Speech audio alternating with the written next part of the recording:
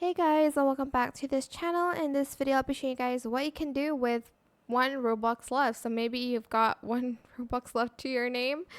You are going to just go to the avatar section.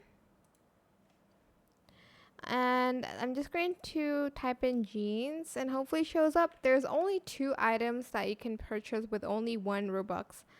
So here you can,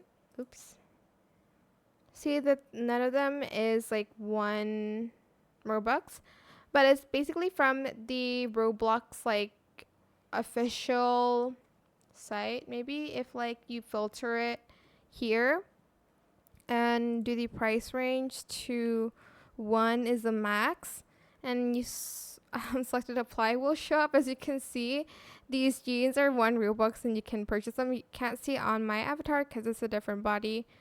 But that's it. There's also the black jeans, I think. But yeah, those are the only thing you can purchase for 1 Robux.